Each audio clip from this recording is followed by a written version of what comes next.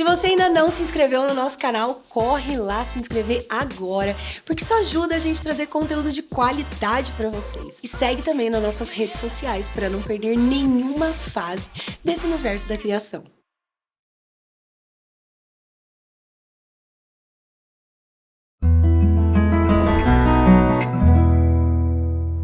Olá, mamães, papais, vovós, titias, todos os ouvintes do podcast Mãe Fases. Hoje a gente vai abordar um tema muito especial e importante na vida dos nossos pequenos, que é a exposição a telas. O uso da tecnologia está aí, é algo que não tem como a gente fugir, mas como fazer isso de uma forma adequada, de qualidade para os nossos pequenos.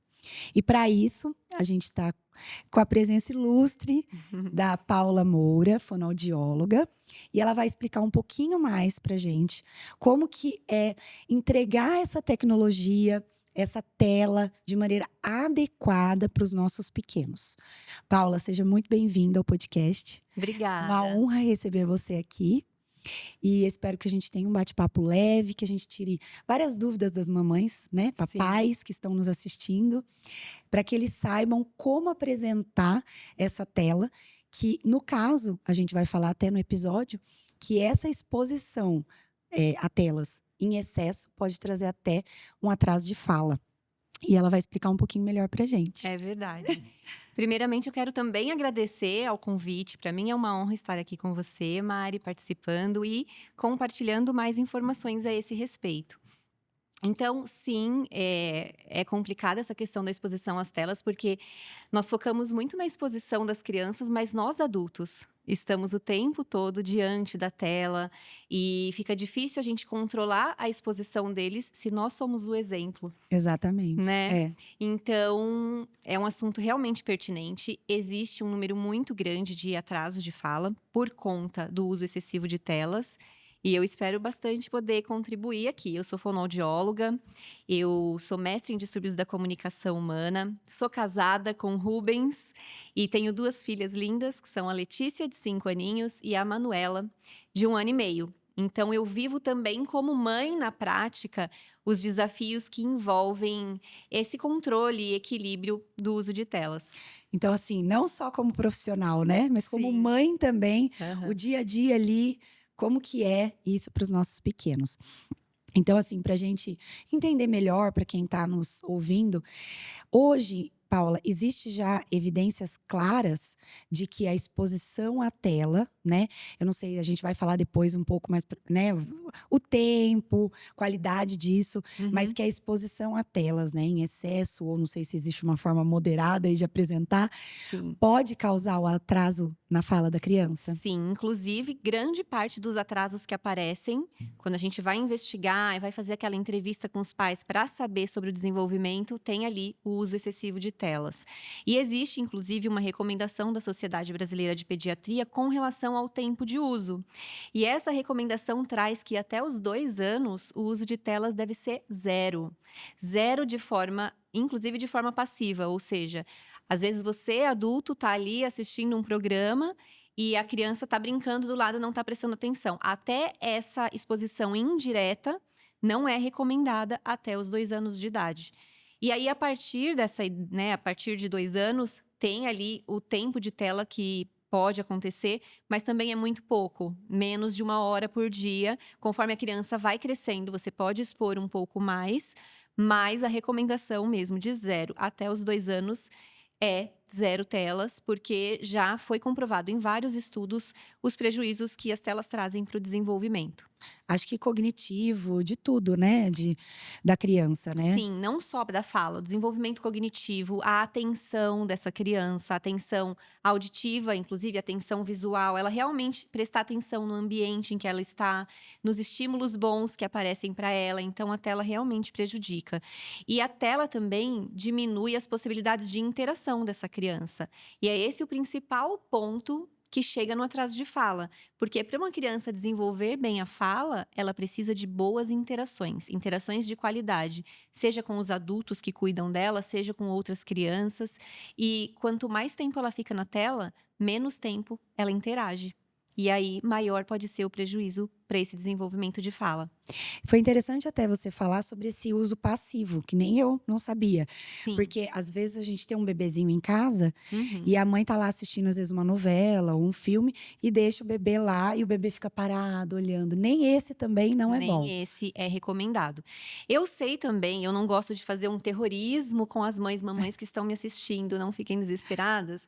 Eu sei também que é muito difícil a gente conseguir cumprir exatamente isso, essa recomendação, porque a nossa vida hoje em dia tá cercada de tecnologia, de telas. Nós estamos o tempo todo na tela, nem sempre por diversão, mas às vezes por uma questão de trabalho Necessidade, né? mesmo, profissional.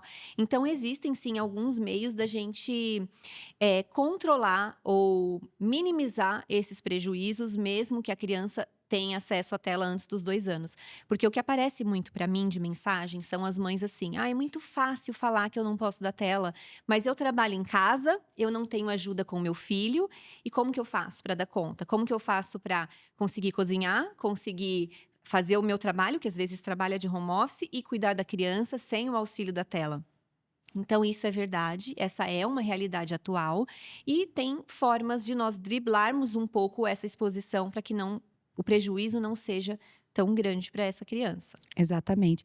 E eu acho assim, né, é difícil, não é fácil, porque a gente acostumou, na verdade, né. A gente vai Sim, num restaurante, é tão mais fácil dar a tela ali um pouquinho para criança, para o pai e a sim. mãe conseguir comer alguma coisa, né. Uhum. Mas antigamente, nossos avós, nossas bisavós não tinham como que elas faziam, né? Eu Uhum. acho que que tinha menos informação, né, menos as mães eram menos loucas, mas também tem a realidade de que antigamente as nossas avós, as bisavós não trabalhavam tanto quanto as mulheres de Exatamente. hoje em dia, né. Sim. Isso que você colocou do restaurante é muito interessante, porque se tem uma dica que eu posso dar para os pais aqui agora, são 3 momentos cruciais para a gente tentar eliminar as telas. Primeiro momento, no momento das refeições. Por quê, Mariana? Porque quando a criança está na frente da tela e ela está comendo, ela não presta atenção em qual é o alimento que ela está comendo, ela não sente nem o sabor e ela perde a noção de saciedade. Então pode ser que ela esteja ali comendo, comendo, comendo e coma mais do que ela deveria, né? Vai passar dessa saciedade por ela não estar prestando atenção nesse alimento. Então, se a criança ficar muito tempo exposta às telas, tirar a tela do momento da refeição já vai ajudar. Do momento antes de dormir também, porque já foi comprovado em alguns estudos que a tela, pouco tempo antes de dormir, vai prejudicar o sono dessa criança. Então, ela pode demorar mais para dormir ou ela pode ter um sono mais agitado. E a questão do restaurante. O terceiro ponto, a tela nos momentos em que você sai com a criança. Por quê? Porque é justamente nesses momentos diferentes em que ela tá, por exemplo, indo a um restaurante, indo no mercado, indo numa consulta, que ela vai começar a entender regras sociais e que ela vai desenvolver, inclusive, o vocabulário dela. Então, vamos pensar, por exemplo, no mercado. Você pegou o seu filho, levou no mercado, e aí você dá o celular na mão dele, para ele ficar ali distraído na tela enquanto você faz as compras. O mercado é um lugar repleto de estímulos para essa criança ter novos aprendizados. Então ela começa a ver coisas diferentes, por exemplo, um alimento diferente que ela pode ter a oportunidade de perguntar para o pai o que é isso e ela aprender aquele nome. Ela começa a ver que no mercado é tudo setorizado, então tem a parte dos alimentos, a parte de higiene pessoal, os congelados, produtos de limpeza. Ela começa a desenvolver mais vocabulário se ela tiver um momento, por exemplo, de conversa com esse pai enquanto ele está fazendo as compras, e ela entende uma regra social básica que é: eu pego as coisas do mercado no carrinho e eu preciso pagar antes de sair do mercado. Então, toda essa sequência de acontecimentos, de chegar junto no mercado, de escolher o que vai levar para casa, de passar pelos diferentes setores, de ter acesso a diferentes alimentos, a produtos diferentes, tudo isso vai ajudando no desenvolvimento de linguagem da criança.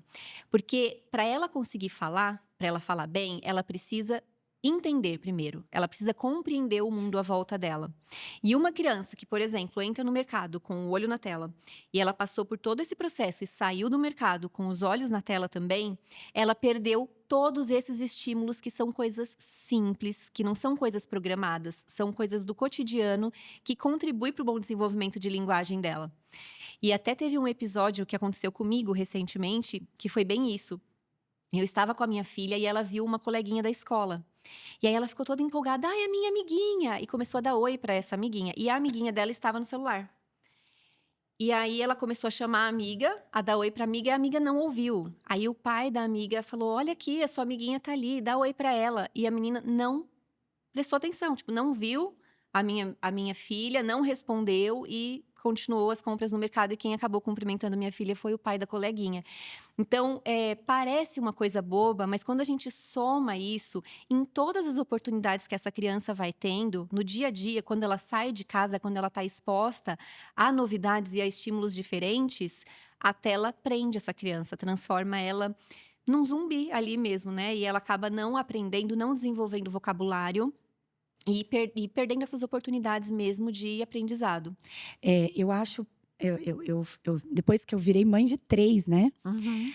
Eu acho que para mim é mais difícil cuidar da exposição de telas na adolescência, por É. incrível que pareça, né? Nas 3, eu tenho um filho de 4, uma de 9 e uma que vai fazer 15. Uhum.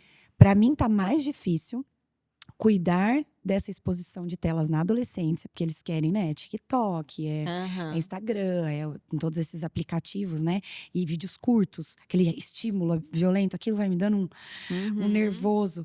E eles, lá em casa, o argumento dos meus filhos é: "Mamãe, mas você vive no celular". Eu trabalho do celular. Uhum. E assim, mas por um lado eles têm razão, né. Eu não Sim. saio do celular, mas eu trabalho do celular. Hoje todo mundo que trabalha, né, a não ser que a pessoa plante e venda, acho que Uhum. ela tem que estar ligada na tecnologia, ela trabalha, ela responde o WhatsApp, ela fala com outras pessoas, então muito difícil. Mas eu acho que para os pequenos, né, uma dica lá em casa que eu fiz, até você falando do Aham. exemplo do supermercado, algo que eu acabei fazendo na minha casa com os menores, é de parar de me preocupar tanto com a casa arrumada, Ah, sim. né. Então Uhum. assim, olha, vocês vão brincar, tem brinquedo para isso, então põe a caixa de Polly abaixo, veste as Pollys, eu falo para minha filha, então eu estimulo muito isso nela. Põe uma roupa, faz desfile da Polly, pode ir, cansou, vai brincar de pintar, vai, então eu tento fazer isso. E para o meu de 4 anos, que é menino, ele ama loucamente futebol. A vida dele é futebol, ele só pensa em Uhum. futebol. Que eu fiz? É lógico que a gente tem, situações de que a mamãe, às vezes, não tem um poder aquisitivo alto ou médio, ou que fala assim: "Ah, eu posso pagar algo extra para o meu filho fazer". Tem condições e Sim. condições e tá tudo bem. Uhum. Mas, eu coloquei meu filho no futebol todo dia de manhã. Então das 10 às 11h30, é lá no meu condomínio mesmo, a gente com as mamães montou lá uma turminha, e o professor pega eles todo dia. Então eles tomam o sol da manhã, eles brincam, eles interagem. Então é algo que aliviou um pouco por conta dessas coisas né, nesses momentos de tela excessiva. E sobre comer, que eu acho que as mamães se alimentar, lá na minha casa eu não sei se tá certo, quero que você me Uhum. fale. Eu tenho um combinado assim, eles amam comer assistindo tablet, ou eles Uhum. amam, né, é uma coisa assim, e pra mim eles comem melhor. É. Tem isso que você pode falar depois também, como que as crianças acabam se alimentando. Na verdade não é que come melhor, come sem ver. Então a gente Exato. consegue colocar uma couve, uma cenoura lá meio goela abaixo, né. Uhum. Então o nosso combinado é que de 1 a 2 vezes por semana eu libero, tipo assim, Uhum. no sábado ou à noite, num dia que eu tô com muita tarefa, eu falo: "Hoje pode". Mas o nosso combinado é: começou a comer, desliga o tablet, põe do lado e vamos comer, né. Mas é difícil, né. Sim, não é fácil. E eu até tomo um pouco de cuidado quando eu passo essas orientações, porque a gente tá aqui lidando com diversas realidades. É o que você falou, não é todo mundo que tem possibilidade de, por exemplo, pagar uma atividade extra para o filho fazer e sair da tela. Mas às vezes coisas simples podem ajudar. Por exemplo, se tiver um tanquinho de areia num parquinho perto de casa, essa criança saindo para brincar ao ar livre Já vai diminuir. Vamos supor, ela passou o dia todo na tela, ela passou a manhã toda na tela. Reserva, nem que seja meia hora, 40 minutos, para você levar essa criança para brincar ao ar livre, para ela ter a oportunidade de correr, de pular, de subir, de se movimentar, porque isso ajuda a diminuir o prejuízo desse tempo excessivo de tela. Isso que você falou, que eles gostam de assistir o tablet enquanto se alimentam, é realmente ruim. E eles se alimentam melhor, mas justamente porque não estão prestando muita atenção no que eles estão comendo ali, né. E eu sei que é desafiador também, desde a fase de introdução alimentar, a gente apresentar essa alimentação saudável, né, para os pequenos, mas às vezes fazendo combinados funciona também. Tipo: "Ai, vai comer só esse pedacinho de cenoura aqui, se você não gostar, não precisa comer mais". Sempre apresentar no prato, mesmo que seja algo que a criança não goste muito, você fala: "Olha, se você não quiser, deixa no cantinho, mas deixa o alimento ali para ela ver, para de repente ela ter a curiosidade de experimentar um pedacinho e aos poucos ir aceitando esses alimentos sem necessariamente estar num momento de distração diante das telas. Eu sei que é desafiador. É. Eu, como mãe, percebo que é um desafio também. Eu não consegui fazer 0 telas com as minhas filhas até os 2 anos, então eu tô falando aqui a recomendação, mas eu sei que existe um gap entre o que é recomendado e o que é possível. E aí o que a gente pode fazer? Diminuir ao máximo essa exposição, oferecendo também outros bons estímulos. Isso que você falou de vai brincar, pega a Polly, troca a boneca, faz o desfile, é perfeito, porque ela vai estar ali desenvolvendo a criatividade dela, Uhum. usando os brinquedos que ela tem em casa. E aí a bagunça a gente tem que fechar o olho mesmo, porque Não tem faz parte, jeito. inclusive, de um bom desenvolvimento também. É, tem dia que eu falo para minha colaboradora lá de casa, eu falo para ela assim: "Ó, fecha o olho, faz o que dá e a prioridade é eles, né, não Sim. tem jeito". Então, deixa eles brincarem, chutar bola. Lá em casa é muito assim, eu falo que minha casa, eu não vejo a hora de passar, ó, eles crescerem um pouquinho, né, e aí poder decorar minha casa. Decoração da minha casa é tapete infantil, é a decoração kids. Por quê? Porque se quebrar uma estátua, alguma coisa, não tem problema, ou, né, quebrou, quebrou. E para as mamães que sim, estão nos assistindo, para elas mais ou menos entenderem, Aham. qual que seria o tempo para elas ficarem mais calmas, de exposição de tela, mais ou menos pela faixa etária. Então assim, olha, até 2 anos a gente já sabe que, se possível, 0 telas, né. Uhum. De 2 a 6 anos, qual que é o tempo que ela poderia falar assim: "Não, olha, 1 hora por dia pode, tá liberado"? É, eu não vou lembrar esse dado exatamente por idade, mas tem na tabela da Sociedade Brasileira de Pediatria, a gente pode encontrar exatamente o tempo. Mas se não me engano, a partir dos 2 anos são meia hora por dia, e aí conforme vai aumentando essa idade, aumenta um pouquinho mais, e de preferência que não seja meia hora seguida, que seja quebrado esse tempo de tela, esse tempo de exposição. Porque realmente é algo que prejudica esse desenvolvimento da criança e é o que eu tô falando, embora nós temos essa recomendação de tempo, eu acho que a melhor dica que eu posso dar aqui é o tipo de estímulo que você oferece nesse tempo que é permitido. Ou, por exemplo, se você passou um pouco do tempo permitido, a criança vai ficar mais tempo do que é o ideal, você escolher por desenhos que sejam adequados à faixa etária dela, que não tenham muitos estímulos no sentido de ser muito rápido, de mudar rapidamente as cores do desenho, os movimentos dos desenhos, que sejam mais lentos, que sejam mais tranquilos e que estejam ensinando algo compatível com a idade da criança. Você comentou do TikTok e das redes sociais, isso é algo que a gente tem que evitar ao máximo, porque é isso, é aquele excesso de estímulo, a criança vai rolando aquela tela e vai passando de vídeo para vídeo, são vídeos curtos, rápidos, e isso com certeza prejudica. Mas se ela tiver diante da tela, assistindo algo que seja adequado para a idade dela, e ainda melhor, com alguém assistindo junto, interagindo, isso já vai minimizar esse prejuízo. Então, por exemplo, você que é mãe, se você está com a tela ligada ali, você precisa trabalhar, fazer alguma coisa, a criança está diante da tela e você quer minimizar essa exposição, você pode, em alguns momentos, interagir com o seu filho, contando sobre algo que está aparecendo naquele desenho. Por exemplo, apareceu um carro.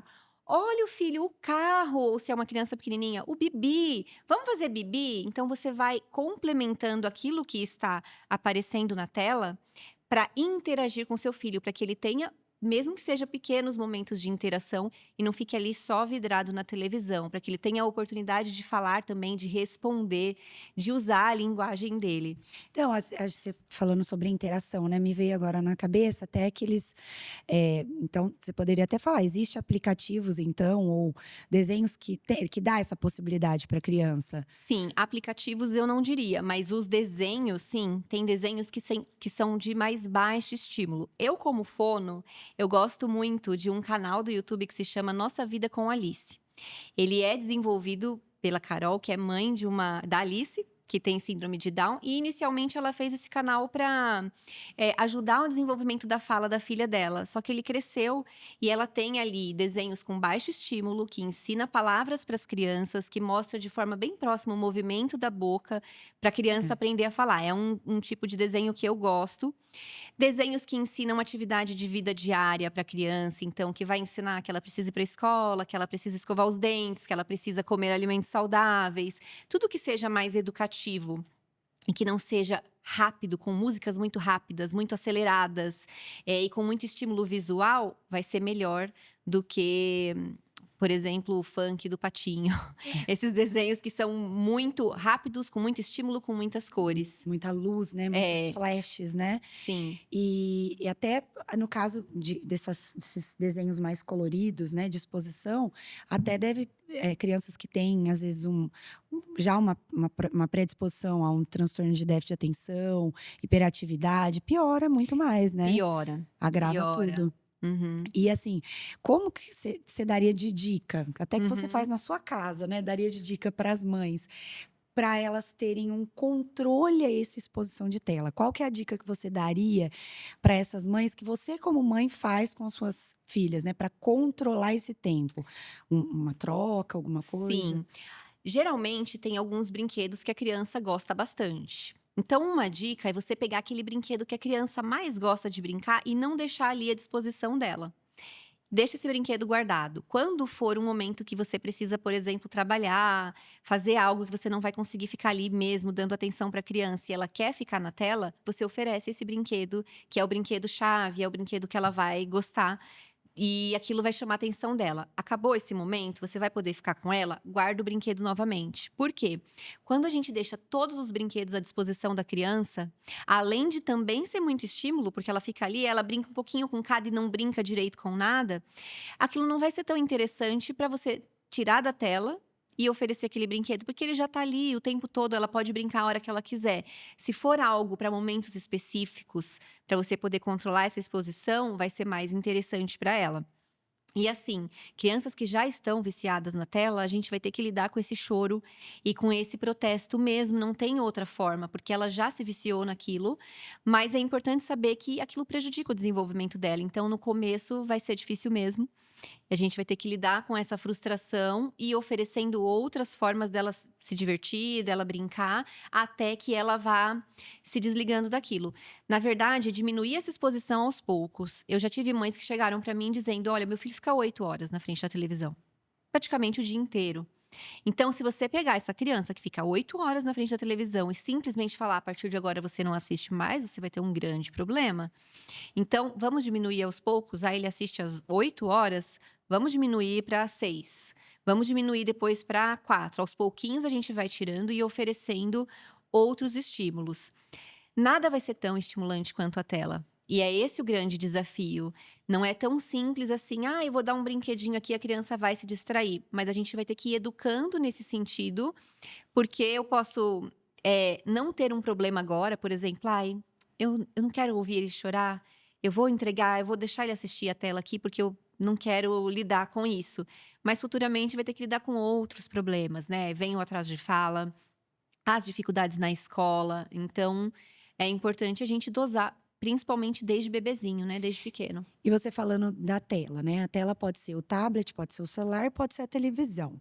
Sim. No meu caso, o meu filho acorda e ele corre lá pegar, porque lá em casa, não vou mentir, tem o de Uhum. 4 tem um celular, de 9 tem o celular, mas assim, é o celular o quê? Sabe aqueles celulares que a gente vai trocando? E Sei. aí foi ficando, então assim, o meu de 4 tem um celularzinho velho, que não tem chip, nada, Aham. logicamente, e pega Wi-Fi da casa. Então é Uhum. pra ele assistir lá o desenhinho dele, o negócio e tal. Aham. Mas, ultimamente, eu não tenho gostado muito dessa conduta mesmo, de acordar e ele já corre, ele fica: "Cadê meu celular? Cadê meu celular?", Aham. né?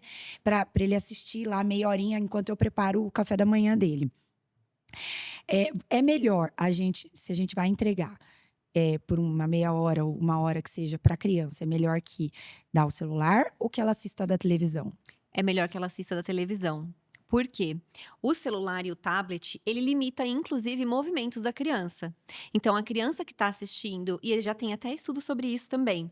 A criança que está assistindo aqui, ó, ela tá inerte, paradinha, muito próximo dessa tela.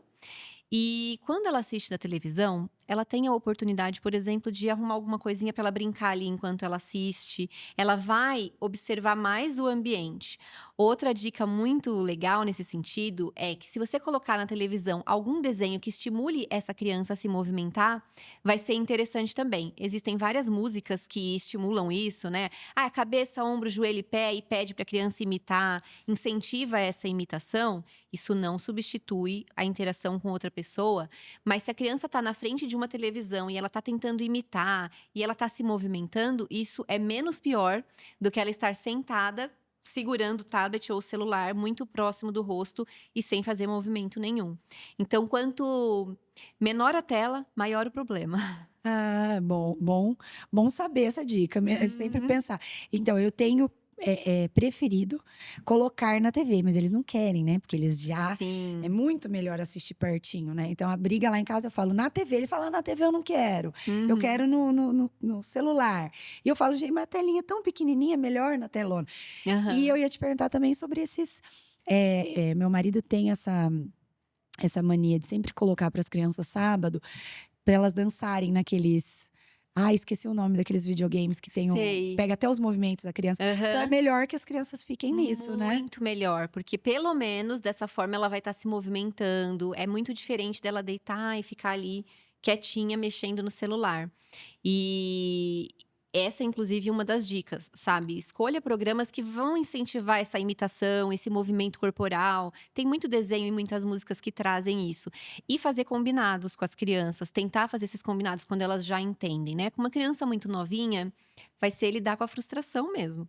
Mas com uma criança que já entende esses combinados, vai diminuindo essa exposição aos poucos, vai oferecendo outras coisas interessantes, porque até aquilo que você comentou de, às vezes eu dou lápis de cor, né, para ela colorir, Uhum. isso é muito importante. Quando a criança chegar, por exemplo, lá na fase dela aprender a escrever, vai ser muito importante que ela tenha treinado colorir, que ela tenha treinado rabiscar.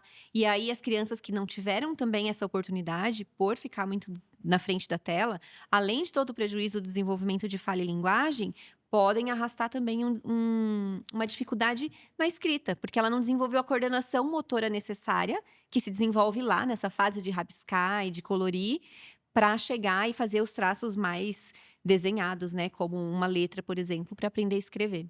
É. Então a gente falando, né, na exposição da tela, que ela causa o atraso de fala, que já é Aham. comprovado. E para a mamãe que está em casa saber, né, a gente abriu um pouquinho o tema. O atraso de fala em si, ele não é só pela exposição da tela, né, uma causa Uhum. pesada e boa seria isso. Sim. Mas eu queria saber também, o uso da chupeta e da mamadeira, que é algo que tem mãe, ou a mãe ama ou a mãe odeia, né? Uhum. Ele também causa atraso de fala? Eles podem causar, mas são coisas diferentes. A tela, ela vai afetar muito mais o desenvolvimento de linguagem. Essa questão das vivências, da criança desenvolver uma compreensão, para ela desenvolver também vocabulário e falar. No caso da chupeta e da mamadeira, o que acontece é que altera o desenvolvimento dos músculos da fala. Então, não tem mais muita relação com a cognição, no sentido do aprendizado dessa criança. Tem muito mais relação com o desenvolvimento orofacial mesmo, os músculos da face que participam do desenvolvimento de fala. Então, eu brinco que é como se fosse uma academia. Quando eu sou bebê, eu vou mamar no peito da minha mãe, eu vou exercitar essa musculatura. E eu vou começar minha introdução alimentar e eu vou exercitar essa musculatura para que ela esteja pronta para quando eu começar a falar lá por volta de 1 aninho de idade. Quando a criança chupa muita chupeta ou mama na mamadeira, altera esse desenvolvimento. Então, ela pode ter alterações musculares e alterações na dentição que vão impactar na fala. Então, a criança, por exemplo, que tem muita chupeta, às vezes ela é silenciada também. Começou a chorar, chupeta. Ah, reclamou, dá chupeta. E isso faz com que ela se comunique menos. Né? Porque a chupeta acalmou ali e às vezes aquele choro não era para a chupeta, aquele choro queria trazer outro tipo de comunicação naquele momento. Então, nesse sentido, também pode atrasar a fala. Mas o principal ponto com relação à chupeta e à mamadeira é o desenvolvimento orofacial mesmo. E aí, o que pode acontecer é mais no sentido dessa criança falar errado do que ela não falar. Então, pode ser que ela desenvolva a fala sim, né, por conta da chupeta e da mamadeira, mas ela pode ter dificuldade para pronunciar certos sons da fala que precisam que essa musculatura esteja bem desenvolvida para ela falar.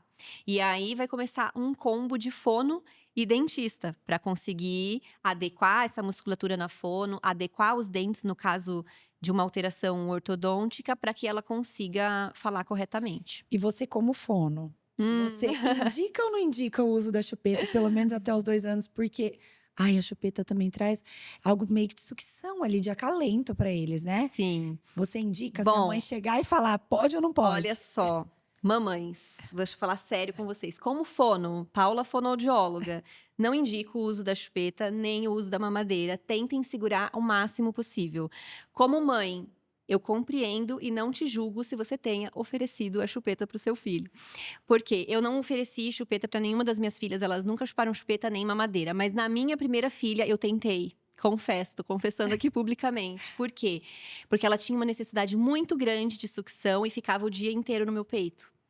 Então, isso era muito cansativo, isso é muito desgastante para as mães. Mas o que eu falo sempre, Mari, é que tem que ser uma escolha consciente. Uma coisa é você oferecer a chupeta e você nem saber o que aquilo causa e como você vai controlar esse uso.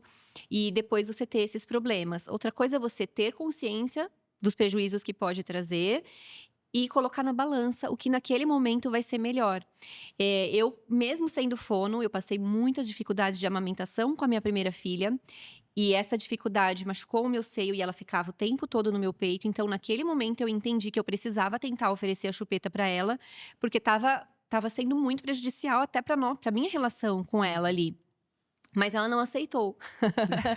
Então ela fez, Pra glória da não, fono. agora também eu não vou aceitar. É. Então ela acabou não pegando a chupeta porque ela não aceitou. Eu confesso que eu tentei nesse momento de desespero, de problemas com a amamentação. Mas como profissional eu não recomendo. Porque realmente a gente vê vários prejuízos. Hoje, depois que o tempo passou, eu até agradeço ela não ter aceitado a chupeta, porque eu teria um outro problema com ela agora, entende? Mas naquela fase de puerpério que você tá… Eu mesmo não tinha rede de apoio naquele momento, o seio machucado, aquele desespero todo que só quem é mãe sabe.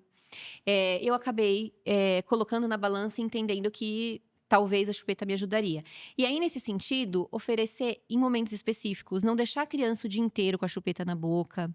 Quer ver uma coisa que é terrível com relação à chupeta? Aqueles paninhos que o pessoal pendura. Porque a chupeta tá aqui, a criança tá fazendo a sucção e ela tá empurrando a língua contra o bico da chupeta e empurrando, consequentemente, os dentes para frente por conta desse movimento. Quando eu coloco o paninho na chupeta, ela precisa fazer mais força para segurar essa chupeta na boca. Logo, esse empurrar da língua é mais forte e altera ainda mais. Então, não oferecer a chupeta com o paninho pendurado e o menos tempo possível, não deixar essa criança o dia inteiro com a chupeta na boca.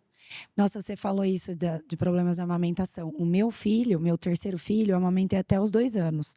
E ele tinha uma necessidade de sucção violenta. Ele tá com 4 e eu ainda não consegui tirar a chupeta.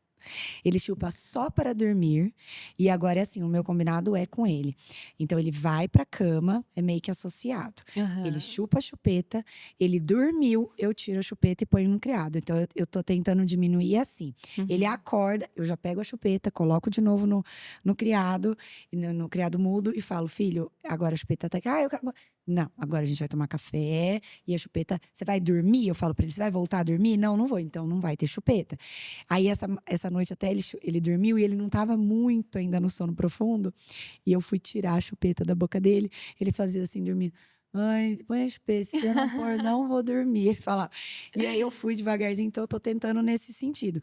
Mas eu acabei forçando, ele não queria chupeta de jeito nenhum, ele tinha ânsia, porque ele mamava exclusivamente no peito. Uhum. E eu forcei, ele foi pegar a chupeta com quase 7 meses. Olha que por que que eu fiz isso? Mas também fiz porque eu não aguentava mais. Ele mamava de 40 em 40 minutos à noite. E aí, sobre isso que você fala da criança falar errado por conta da chupeta. Uhum. A criança, ela já não vai falar errado por si só?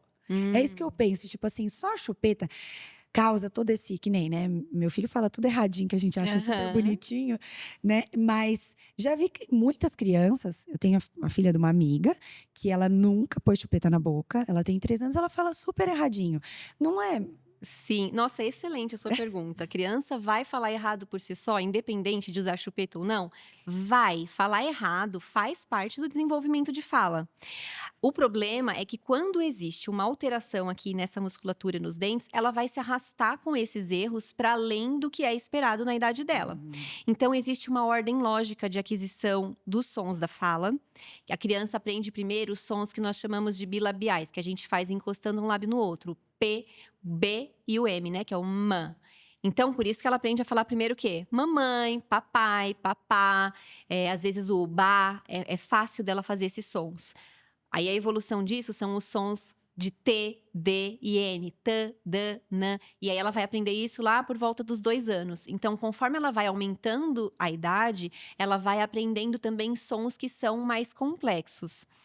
E então, sim, é muito fofo a criança falar errado. Eu sempre brinco que a minha filha, ela falava sumiguinha para formiguinha. Ah, E eu morro de saudade do sumiguinha. Eu falo, quando ela falou formiguinha pela primeira vez, eu falei, não, volta a sumiguinha, é pelo amor de sumiguinha. Deus. É tão Né? bonitinho, É né? bonitinho. E aí, o que eu coloco sempre é o seguinte: é bonitinho, é fofo, faz parte do desenvolvimento normal, mas a partir do momento que essa criança já passou de uma idade que ela deveria conseguir falar um som e ela ainda não consegue, deixa de ser fofo e passa a ser um problema. Porque ela pode ter problemas de socialização na escola, os amiguinhos tirando barato porque ela fala, é a única da turminha que fala errado, por exemplo. Ela pode ter dificuldade para ser compreendida dependendo do som que ela troca e que ela não consegue falar. Ela pode ter essas dificuldades de compreensão, das pessoas compreenderem o que ela está dizendo e ela se sentir frustrada com isso. Então, sim, é normal. Uma criança de 3 anos, que você colocou aqui, né, a filhinha da É. sua amiga, ela vai falar errado. Mas uma criança de 3 anos, ela tem que falar de forma que as pessoas que convivem com ela e também as que não convivem consigam compreender o que ela está dizendo, apesar desses erros. Então, é normal que ela apresente erros na fala? Sim, mas não a ponto da gente não conseguir entender o que ela está falando. A gente entende que está errado, mas a gente sabe o que ela está pedindo. Uma criança de 3 anos que tem a fala muito embolada, que a gente não consegue entender, ela já precisa procurar uma fono. Ah, então é importante você falar sobre isso. Até que idade, que é normal, o meu tá com 4, indo Uhum. pra 5, e ele fala errado. Ele fala assim, muita coisinha certa, né? Aham. Praticamente quase tudo, mas tem uns blincar no meio. A gente chama ele de Sim. cebolinha. Aham. Ele fala, mamãe, posso brincar? Né? Então, até que idade que a gente pode considerar que isso precisa começar a falar o brincar, né? Até os 5 anos. E esse é o último som que a criança vai conseguir mesmo. Os encontros com R, como BR, TR, trator, brincar. É normal que ele, ainda com 4 anos, não consiga fazer. O barata, o R de arara, também é um dos últimos que a criança vai conseguir, lá com 5 anos. É balata, né? É, É, ou eles falam balata ou baiata, baiata, né? é. Mas 5 anos e meio no máximo, ele tá apresentando erros na fala, já tem que buscar fono, porque é o máximo, é o tempo máximo para a criança conseguir falar todos os sons da fala. É nessa faixa, ela começa a falar as primeiras palavras com 1 ano de idade, e aí ela vai falar errado, e aí lá com 5 anos é que nós esperamos que ela consiga falar todos os sons da fala corretamente. Você falando, né, que a criança começa com 1 ano de idade. Com quantos meses ou mais ou menos os marcos de desenvolvimento? E assim, eu sempre falo papai primeiro, né? Poxa vida, minhas 2 primeiras eu com mamãe, mamãe o dia inteiro. papai. Os dois. E o terceiro, por incrível que pareça, falou a primeira palavra, ele estava para fazer 7 meses, Tata. Tata, por causa das Uhum. irmãs, ele chamava de Tata. Então ele só falava Tata, Tata até 1 ano, ele me chamava de Aham. Tata. Então, com quanto tempo que a gente pode esperar, com quantos meses falar as primeiras palavras, depois formar as frases, mais ou menos os marcos? Excelente a sua pergunta. Então, nós vamos entender agora com que idade a criança deve conseguir começar a falar e o quê? A partir de 1 ano, ela deve começar a falar as primeiras palavras. 1 ano até no máximo 1 ano e meio. Se a criança tem 1 ano e meio e ela ainda não fala nada, ela já tem um atraso e ela já precisa de ajuda. Então, as primeiras palavras entre 1 ano e 1 ano e meio vai ser exatamente isso. Aquelas com P, com B, com M. Mamãe, papai. Pode ter também a Tata, tem criança que consegue esse sonzinho antes. Com 1 ano e meio até 2 anos, ela já começa a formar pequenas frases. Então, frases de 2 palavras, por exemplo, dá água, quer tetê, mais papá. São essas frases que nós esperamos mais ou menos até os 2 anos de idade. Com 2 anos, ela vai ter aquela fala ainda bem embolada, normal, mas ela já deve estar falando bem e se comunicando bem, por exemplo, pedindo o que ela quer, formando essas pequenas frases, interagindo bem com as pessoas à volta dela. Com 3 anos, ela já deve conseguir falar melhor. E é aquilo que eu falei, a fala já não deve mais ser embolada. Ela já precisa ser bem compreendida mesmo por quem não convive com ela, embora ainda seja normal ela apresentar alguns erros na fala. Com 4 anos, essa criança já consegue relatar o que aconteceu na escola. Se você perguntar, filho, o que aconteceu na escola hoje? É uma pergunta muito aberta, mas você pode perguntar, por exemplo, o que você comeu na escola hoje? E ele já vai saber te relatar. Ah, do que você brincou? Você fazer perguntas mais diretas, a criança já consegue relatar.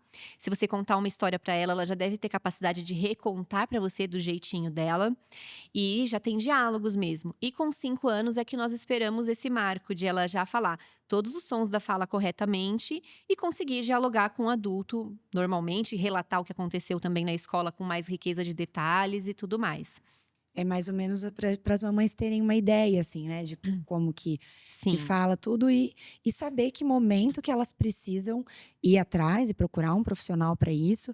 E acho que uma coisa que a gente esqueceu de falar, que é desmistificar isso, né, ou Uhum. se é verdade ou não é que eu já ouvi falar que a amamentação pode se a o neném ficar lá muito chupetando, mamando muito tempo, pode atrasar a fala. É verdade ou mentira? Mentira! Gente, essa é uma mentira cabeluda, né. Quem diz isso, assim, eu vejo que até alguns profissionais trazem isso: "Seu filho tem atraso de fala porque ele ainda mama no peito, e isso infantiliza e faz com que". Não tem nada a ver, pelo contrário, a amamentação, ela ajuda no desenvolvimento de fala, porque é quando a criança está ali fazendo a sucção no seio materno, que ela está desenvolvendo da melhor maneira toda essa musculatura orofacial para que ela consiga aprender a falar. E isso que você trouxe da gente colocar para as mães aqui o que é esperado, o que não é, eu acho muito importante, colocar que a criança de 1 ano e meio, de 2 anos, que não fala, ela tem um atraso na fala e ela precisa de ajuda. E aí o que vem muito para mim assim, mas todo atraso de fala é autismo? Porque as mães ficam muito desesperadas. Meu Deus, meu filho não fala, será que ele é autista?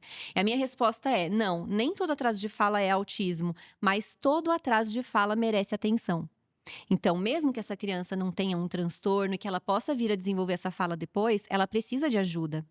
O que vem também muito pra mim é assim: mas o pai demorou até os 4 anos pra falar e ele conseguiu desenvolver a fala depois, então eu acho que eu vou esperar, porque eu acho que ela vai conseguir se desenvolver sozinha.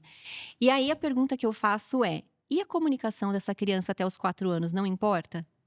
Não importa que ela não consiga expressar os desejos, as necessidades dela, as vontades dela por meio da fala. Não importa que ela esteja na escola conseguindo socializar com os amiguinhos. Porque uma criança que atrasou tanto na fala e não consegue se expressar, provavelmente ela vai ser excluída pelos amiguinhos na escola. Ela não vai conseguir pedir para a professora o que ela precisa. E até mesmo dentro de casa, essa criança pode passar por problemas por essa dificuldade da comunicação. Então, quando alguém me pergunta assim: mas eu posso esperar, porque o pai também Pai é demorou, mais porque quieto, né? eu vou esperar", eu falo: "Mas vai esperar o quê?". Não é porque o pai teve um atraso e superou que aquela criança vai conseguir superar, mas mesmo que ela supere, nós não podemos negligenciar a importância dessa criança conseguir se comunicar de acordo com o esperado para a idade dela, durante o desenvolvimento dela. E aí o que vem muito por conta disso também são as birras. Então, a criança que não consegue se expressar, não consegue se comunicar, ela consequentemente vai ter mais episódios de birras do que uma criança que consegue se expressar. A birra nada mais é do que comunicação. A criança, a primeira forma dela se comunicar, o bebê, é o choro. E nós que somos mães, a gente vai percebendo: ah, esse choro é de fome, ah, esse choro é de sono, ah, esse choro é porque ele tá com a fraldinha suja. E aí esse choro vai se desenvolvendo, vai evoluindo para uma comunicação em que a criança começa a gesticular, ela começa a apontar, ela começa a mostrar, ela começa a olhar até ela chegar na fala. Uma criança que já deveria estar falando e se comunicando e ela ainda não fala, ela vai, consequentemente, apresentar mais episódios de birra, porque ela não consegue se expressar. Então, é tudo isso que a gente precisa olhar. A comunicação das crianças importa. Ela não pode ser negligenciada. A gente não pode esperar até, não, mas o pai não falou, então eu vou esperar. Fora que, se for um transtorno de fato, que pode ser, vamos supor que essa criança não fale porque ela é autista realmente, todo esse tempo de espera é um tempo precioso que foi perdido, que ela poderia já ter recebido uma intervenção precoce e não recebeu. E assim, agora eu vou falar como mãe também, né? A minha filha do meio, é dela, sempre foi ser muito quieta. Até hoje ela tem 9 anos, é quieta. Mas ela teve um atraso de fala. Aham. E a primeira coisa que eu pensei, foi a primeira coisa que a gente pensa, por ela já ser quietinha e já ter o atraso de fala, eu pensava, é autista, né? A gente Sim. já, a primeira coisa que vem na cabeça é. E eu comecei a ler sobre, comecei a investigar. E não é, não era, não é. É da personalidade dela ser mais quieta. Ela teve um atraso de fala porque ela nasceu prematura e ela sempre teve um cuidado redobrado. Né? Uhum. Então eu tinha minha funcionária, tinha meu marido, eu parei de trabalhar para ficar em casa com ela. Eu só parei de trabalhar na segunda gestação por conta dela ter nascido prematura, então eu estava 100% disposta para ela. Ela tinha uma irmã mais velha de 5 anos Uhum. e a fono, eu nunca mais esqueço quando ela começou a fazer fono com Aham. 4 para 5 anos e foi a melhor escolha que eu fiz na minha vida. Minha filha desenvolveu assim, ó, em 1 ano, absurdo, absurdo. Foi assim, era as pessoas que conheciam falavam assim: "Gente, o que aconteceu com a Marilena?" Porque foi um desenvolvimento, ela amava ir na fono. Então as mamães que às vezes ficam com medo: "Ai, mas a criança vai lá fazer exercício". Gente, a fono era tão maravilhosa, a fono que ela ia, faleceu, né, a fono que ela ia, Que infelizmente. triste. Mas, era uma pessoa maravilhosa. Ela falava assim: "Mamãe, ela põe um pouquinho de chocolate aqui na ponta da minha língua", eu fazia assim, ó, que acho que era pra relar o L, né. Então, Uhum. assim, ela amava ir, ela perguntava todo dia. Então não era uma tortura, que às vezes a gente acha que o filho vai lá ficar fazendo exercício com a boca e não é, né, é tudo muito lúdico. Foi maravilhoso para o desenvolvimento dela, pra fala, pra tudo.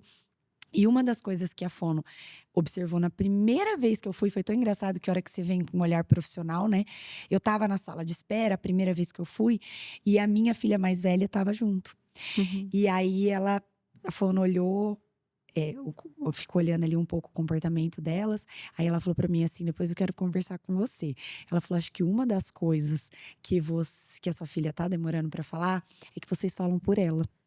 Então, lá na recepção, ela falou que teve uma hora que ela olhou, ela tinha 4 anos, né, 3, né, na época. Quando ela começou a fono, ela tinha 3, ela fez dos Uhum. 3 aos 4 e meio. Ela queria água, ela fazia assim: apontava. Aí a minha mais velha falava: "Água? Café? Suco?" Ela só fazia assim.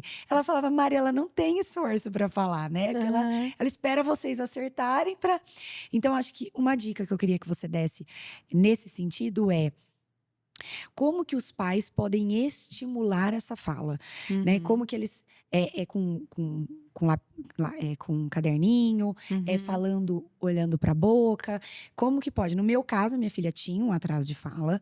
A fono Aham. me ensinou que sempre que eu fosse falar alguma coisa, olhasse para ela e Uhum. falasse, olha para a boquinha da mamãe. Mas no caso de uma mãe que quer fazer esse estímulo em casa, como que ela pode Uhum. fazer? Olha só, são 2 pontos diferentes do que você trouxe aqui para mim, eu acho importante explicar.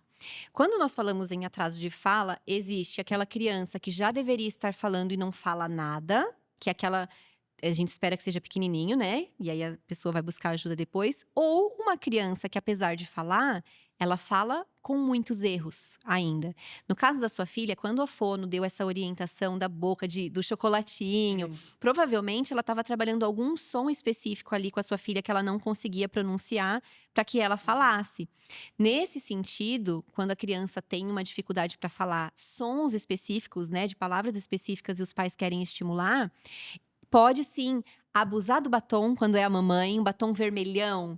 Eu sempre falo, o pessoal que vai na fono, vê a fono com batom vermelhão, entende que é porque ela quer realmente chamar a atenção da criança para essa região.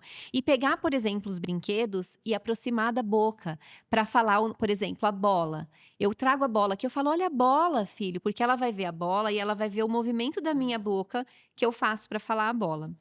Agora, quando a gente pensa naquela criança que deveria estar desenvolvendo fala e não fala nada, ela precisa de interação. Na verdade, todas as crianças precisam, mas de forma mais específica para ela começar a falar, menos telas e mais interação de qualidade. E o que é essa interação de qualidade? É você sentar no chão para brincar com seu filho, é você cantar uma musiquinha com ele. E essa dica é ótima para estimular a fala. Canta a musiquinha e deixa um espaço de silêncio para a criança completar. Uma música que a criança já conheça. Então, por exemplo, você vai fazer palma, palma, palma, pé, pé. Deixa o silêncio para ela tentar completar com o pé, se é uma musiquinha que ela já conhece. As crianças tendem a gostar muito de música e tende a ser um primeiro caminho para ela conseguir reproduzir aquilo que você está falando. E o que é legal também é que ela repita palavras inteiras, por exemplo, o pé. Eu não vou, por exemplo, cantar tirei o pau no gato, para ela falar só o tô. Porque aí ela vai falar só uma parte da palavra e não é o que a gente quer no primeiro momento. Mas cantar músicas com essa criança, brincar no chão com ela, brincar de bola, de jogar bola uma para outra, de, por exemplo, 1, 2, 3 e você deixa para ela falar já, tudo que for uma interação natural, sem você ficar forçando, sem ficar pedindo para a criança, olha, vamos falar, repete comigo, vamos falar o nome disso daqui. Bola, tudo isso é artificial e não vai despertar o interesse da criança. Agora, se você sentar no chão para brincar com ela verdadeiramente, se entregar ali numa interação natural, sem ficar pedindo para ela repetir nada, mas você ensinando os nomes das coisas, os barulhos que os animais fazem, que o cachorro faz au au, que o gato faz miau, e aí você muda a sua voz, miau, né, para chamar a atenção dela, tudo isso vai ajudar a estimular o desenvolvimento de linguagem e, consequentemente, da fala. Legal, muitas dicas, assim. Eu já fazia errado. Eu ia cantar e eu falava borbolê. Aí era tinha. Mas é super comum os pais fazerem isso e não é que seja prejudicial. É porque até uma certa idade, até os 2 anos e meio, é comum que algumas crianças falem as palavras pela metade. Então, por exemplo, ela vai falar bola, ela fala bó. Ela vai falar água e ela fala a, ou ela só fala gá. E aí, quando a gente está estimulando a fala, a ideia é que a gente estimule ela a produzir palavras completas. Então, no início, a gente vai pegar essas palavras pequenas, por exemplo, da musiquinha que eu ensinei do palma, palma, palma, pé, pé, pé. E aí, com o tempo, a gente vai estimulando que ela repita palavras um pouco maiores, que são mais difíceis. Mas não é que você fazia errado, é que tem um jeitinho melhor de fazer. Eu falo, a gente ia no carro lá, borbolê, e ela falava, tinha, com 2 aninhos, pequenininha, né? Eu acho tão fantástico, gente, essa parte do desenvolvimento. Eu falo que uma profissão que eu faria é fonoaudiologia ou pedagogia, dessa parte de alfabetização, porque é muito engraçado, é muito engraçado assim, é muito bonito de ver esses marcos e que é algo que, por mais que é uns um pouco mais rápido, outros um pouco mais devagar, mas todos passam pela mesma fase, né? Sim. Na fase que eu acho tão bonitinho, a hora que eles começam, meu filho começou a espelhar, escrever, ele vai escrever Theo, ele escreve outro, eu falo, gente, é tão mais difícil, né? E ele escreve tudo de trás para frente, a hora que ele vê. Então é tão bonitinho esses marcos. E aí, falando um pouco do atraso de fala, eu acho que a gente poderia entrar também para tirar as dúvidas das mamães sobre a gagueira, né? Que eu acho que é um tema importante. E eu queria que você falasse um pouco da gagueira, porque a minha filha, ela não teve tanto gagueira, não sei se tem a ver. Mas quando nascia um filho em casa, eu percebia que ficava mais infantil. E eles queriam falar meio assim. Então, falar da gagueira quando é um sinal de alerta para o pai que, ó, não tá legal, Sim. ou quando é algo que é mesmo para chamar atenção? Ótimo, adorei a sua pergunta.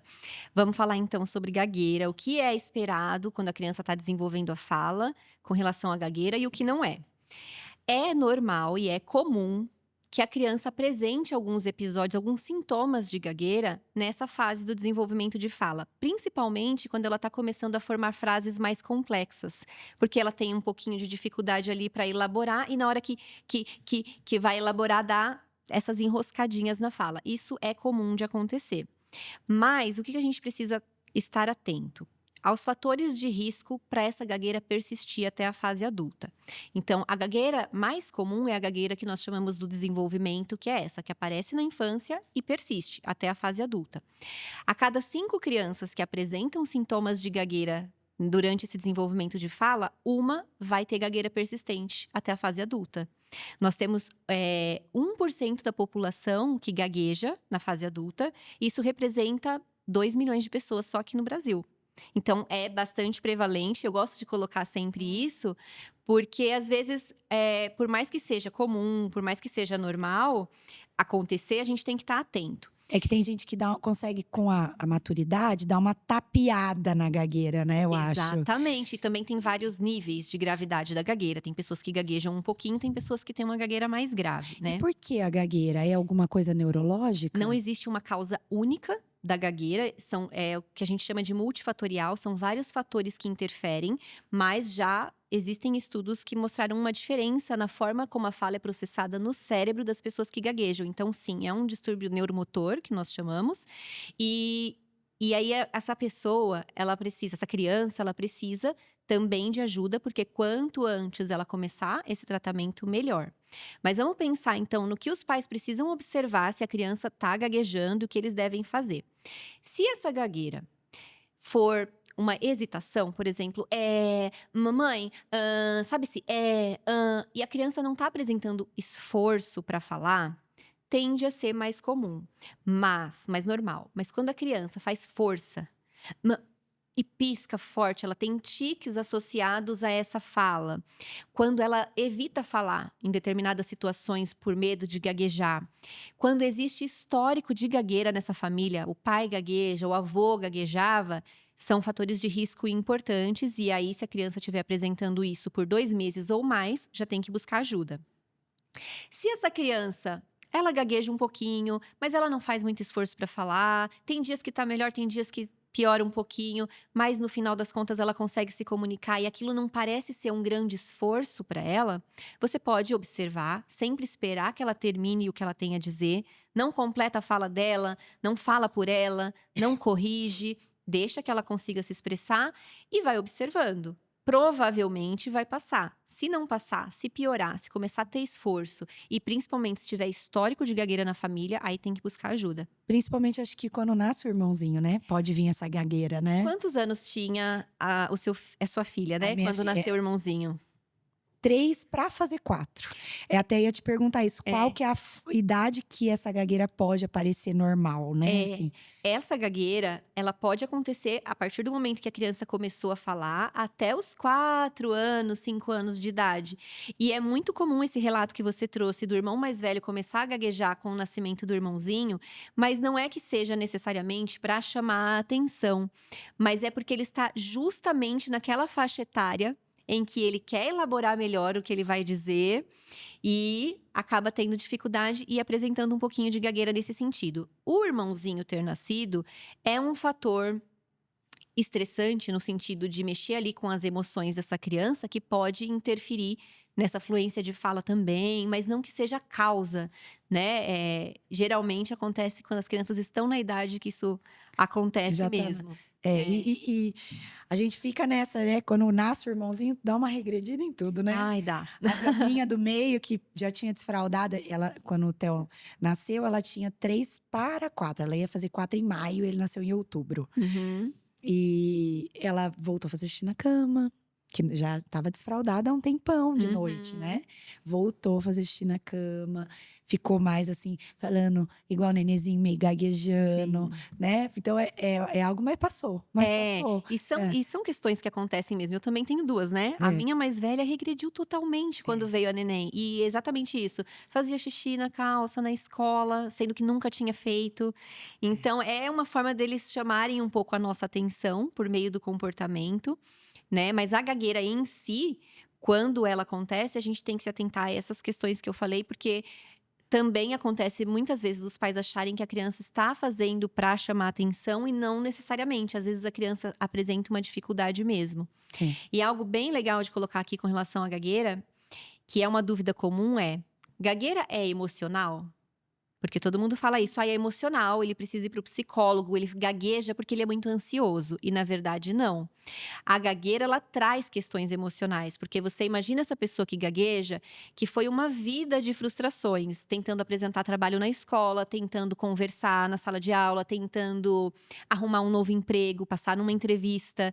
São várias situações do dia a dia em que ela passa por inconvenientes, por constrangimentos por conta da fala que podem trazer a ansiedade. Mas a causa da gagueira não é emocional, não é ansiedade, e ela deve ser tratada sempre por um fonoaudiólogo. É porque quando você vai conversar com uma pessoa mais gaga, parece que ela tá sempre ansiosa, né? Parece que dá vontade de concluir para ela a frase, né? Então a Exatamente. criança também. E aí, por ser criança, a gente acaba atropelando e concluindo e tudo mais.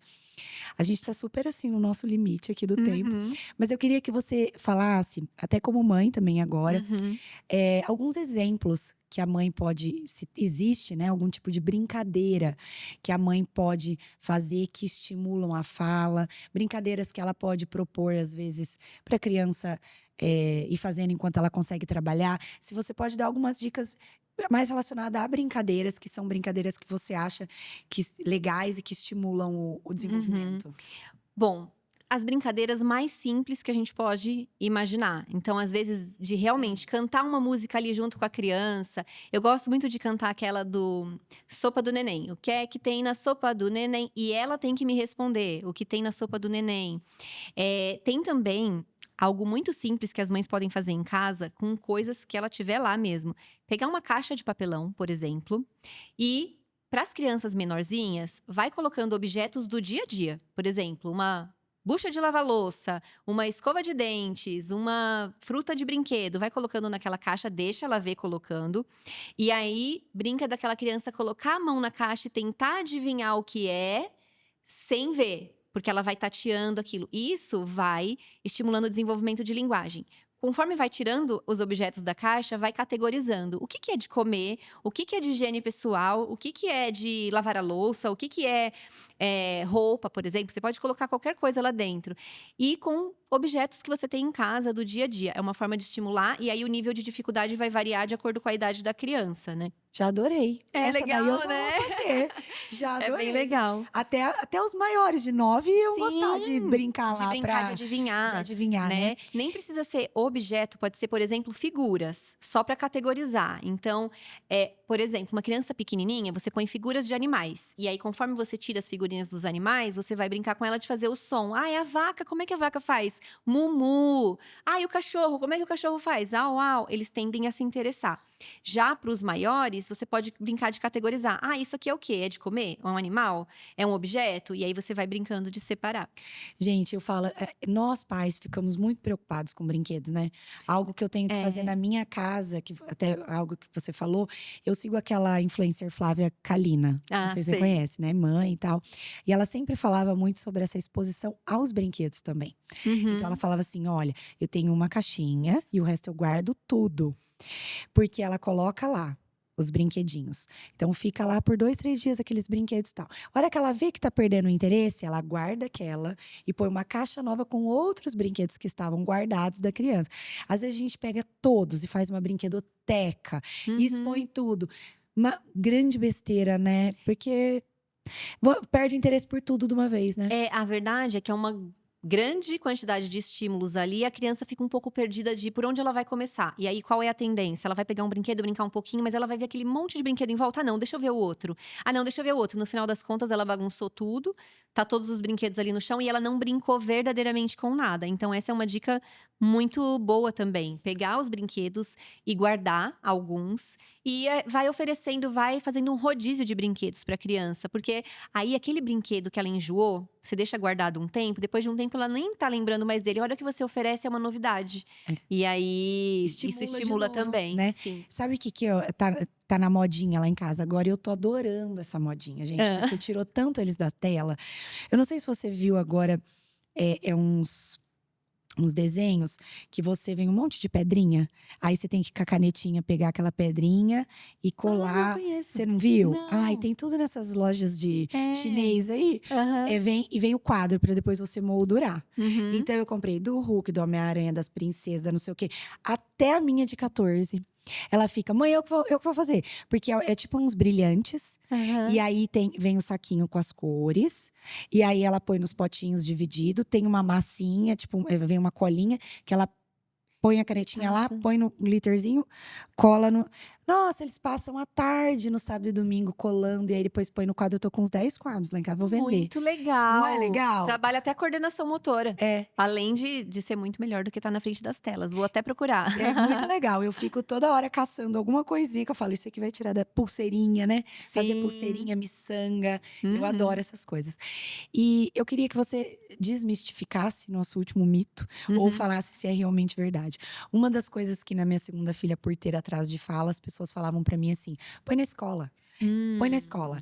Quanto antes você colocar na escola, mais cedo ela vai falar. É verdade? Vamos lá. Será que a criança com atraso de fala vai resolver esse atraso quando a gente coloca na escolinha? Essa é uma orientação muito comum mesmo. Mas olha só, a escola, ela é um ambiente maravilhoso para oferecer oportunidades de bons estímulos, de interação para essa criança. Mas nem todo atraso de fala é causado pelo mesmo problema. Então, aquela criança que ela tem um atraso de fala por falta de boas interações, por falta de bons estímulos, e ela vai encontrar isso na escola, provavelmente a hora que você colocar na escolinha ela vai se desenvolver bem. Mas existem crianças que têm uma dificuldade maior, que não é necessariamente só o excesso de telas ou falta de boas interações em casa. E aí, quando ela entra na escola, a escola não trabalha a fala. Ela é muito boa nessa questão de interação social, né? De colocar as crianças ali juntas para fazer atividades, mas ela não vai trabalhar a fala. E o que muitas vezes acontece é que essa criança vai sendo excluída. É aquilo que eu falei, ela não consegue se comunicar, ela não consegue se expressar. As crianças não têm essa empatia ainda desenvolvida para falar: ah, não, eu vou brincar com ela mesmo assim. E ela vai ficando no cantinho. Então, sempre que uma criança tem atraso de fala, é importante levar para uma avaliação fonoaudiológica. Nem sempre essa criança vai precisar fazer um tratamento com fono. Às vezes a fono vai analisar ali o que está acontecendo, vai propor algumas intervenções para os próprios pais e vai pedir para voltar depois de um tempo. Mas é muito importante frisar que a escola não trata atraso de fala.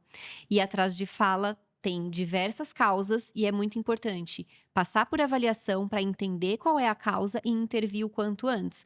Quanto mais tempo a gente espera, mais essa criança vai sendo privada de se comunicar e tendo frustrações por conta dessa dificuldade na comunicação. Eu acho assim, ó. O que eu mais tento passar aqui nos podcasts, né, do Mãe Fases, é isso. É a Uhum. gente saber procurar o profissional adequado para aquela situação, sair do achismo, sair do daqui a pouco passa, ela é tímida, Uhum. ou para todo problema tem o profissional adequado para atender, né? É tão simples, às vezes você acha que é um bicho de 7 cabeças, você vai procurar um profissional, ele te ilumina ali numa sessão ou te dá exercícios, como você mesmo Sim, falou: olha, sim. mãe, se você estimular desse jeito, e a gente passa, acaba ajudando o nosso filho, passa de uma maneira mais leve por essa fase, né? Sim. E procurando sempre o profissional adequado para aquela situação, né? Até no podcast que a gente fez esses dias com dermatologistas, a gente falou muito isso, de saber que o dermatologista ele estudou para fazer aquilo. Então, Exatamente. hoje tem muitos achismos, hoje com a nossa tecnologia, com a internet, você vê lá uma dica na internet de uma pessoa que nem é profissional, você fala, vou fazer desse jeito. Gente, a pessoa que ela é fono, a pessoa que é dermatologista, a pessoa que ela estudou para aquilo, ela está preparada para receber o seu filho e condicionar a te passar a melhor maneira de agir naquele caso, não é verdade? Exatamente. E são muitos estímulos hoje em dia, né? De pegar a dica da blogueira, porque ela fez com o filho Isso. dela e ele conseguiu a falar. Mas o filho dela é um, o seu filho é outro. E nós que trabalhamos nessa área da saúde mais terapêutica, né? Como fonoaudiólogo, psicólogo, nós trabalhamos com muita subjetividade. É diferente, por exemplo, de você passar num médico e falar, eu tô com dor de cabeça, e ele vai te passar um remédio para dor de cabeça. Não, a gente precisa fazer uma investigação muito minuciosa. Não que o médico não precise, mas assim, Uhum. como é mais subjetivo o desenvolvimento de fala, de linguagem, e a gente tem várias possíveis causas, a gente precisa enxergar diversas variáveis dentro da rotina daquela família, de como funciona, dos estímulos que aquela criança recebe. É tudo tão individualizado e tão subjetivo que é muito importante buscar um profissional que vai ter esse olhar profissional em cima daquilo, né? E não dicas aleatórias. E eu até brinco, né? Eu tenho lá. Eu transmito dicas de fonoaudiologia para as pessoas que me acompanham, mas a dica nunca substitui um acompanhamento individualizado. São É. dicas, A né? dica é para você realmente ver se aquilo tá se enquadrando naquela situação. Opa, tá. Então deixa eu Aham. procurar um profissional, porque não tá legal aqui, né? Então eu queria que você, assim, pra gente finalizar, você deixasse realmente uma mensagem para essa mamãe Uhum. que tá passando por isso, né? Se tá lá na dúvida, o que eu faço, como ela Uhum. agir, né? E nesse desenvolvimento do pequeno. Sim, então quero falar agora com você que é mamãe, que tá aí com uma criança que tem atraso de fala e muitas vezes fica na dúvida: será que é um atraso mesmo? Será que eu devo buscar ajuda? Será que não? Sempre procurar ajuda de um fonoaudiólogo que vai poder avaliar o seu caso, o seu filho e te dar orientações específicas para você. Ai, mas será que não posso esperar porque o pai dele também teve atraso de fala? Pensa sempre que a comunicação do seu filho importa. Não importa a idade dele, se ele não está conseguindo algo que ele já deveria, isso é frustrante, isso afeta emocionalmente a criança, as relações dessa criança com a família, na escola. Então, nunca negligenciar isso e entender que não importa a idade do seu filho, a comunicação dele é importante. E quanto antes você buscar ajuda, melhor será para o desenvolvimento dele e para a relação entre pais e filhos. Gente, esperar não vai ajudar. Não vai. Não vai solucionar E o não seu tem problema problema. nenhum buscar ajuda, né? Você não Exatamente. perde nada em buscar ajuda, mas esperar pode trazer aí grandes prejuízos. Olha, foi um bate-papo, assim, maravilhoso. Me tirou dúvidas também, né. Ai. Passei por um processo com a minha filha de fono e indico pra todo mundo. Quando alguma mãe do meu lado tá assim, eu falo: "Você já foi no fono?". Uhum. Porque é algo que mudou a vida dela. Então eu indico pra toda mamãe, mas assim, ó, de olho fechado. A pessoa estudou pra aquilo, ela vai passar os movimentos certos, o exercício certo, e não tem como dar errado, não é verdade? É Então verdade. foi muito rico o nosso bate-papo, muito claro, você foi muito didática em tudo que você falou. Agradeço muito. Queria que você deixasse as suas redes sociais, né, o Pode seu curso, que eu deixar. sei que você tem um curso muito legal aí para indicar para as Sim, mamães. Mai, eu quero muito agradecer também a oportunidade. Para mim foi uma honra, um prazer estar aqui com você. Eu gosto muito de falar sobre esse tema e compartilhar com as mamães que estão aqui nos acompanhando. Então, quem quiser me acompanhar, pode buscar lá o Instagram, @Dicas da Fono. Eu tenho também o canal no YouTube, Dicas da Fono por Paula Moura. E eu tenho um curso que ensina os pais a estimularem o desenvolvimento de fala e linguagem dos filhos em casa, de crianças de 0 até 2 anos e meio, mais ou menos. Pode fazer esse curso que eu coloco lá passo a passo, como reduzir telas, tem um programa de telas e dicas práticas para ela fazer no dia a dia. Nada que vai tomar muito tempo, nada mirabolante. É só procurar lá www.sosfalainfantil.com.br. E se precisar de atendimento individual, www.maisfono.com.br, que são atendimentos virtuais para pessoas de qualquer lugar do mundo que precisarem de uma fonoaudióloga, para criança, para adultos, para qualquer Já pessoa que se adorei. comunica bem. Eu quero muito esse curso aí de como tirar da exposição da tela. Você podia fazer um para adolescentes, gente.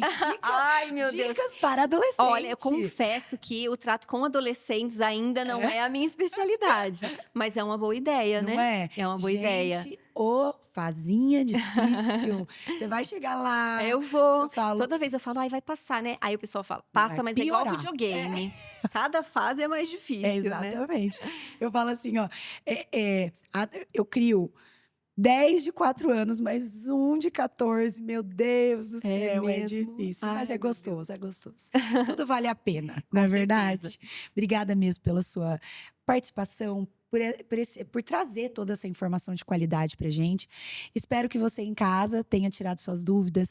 Se você quiser conhecer mais de pertinho o trabalho da Paula, ela já deixou o Instagram aqui. O trabalho dela é maravilhoso, as dicas dela são maravilhosas, né? Espero que você tenha gostado. Para todo mundo que nos acompanhou até aqui, quero também que você se inscreva no nosso canal, que isso é importantíssimo para que a gente traga dicas de qualidade, traga mais conteúdo bom para você.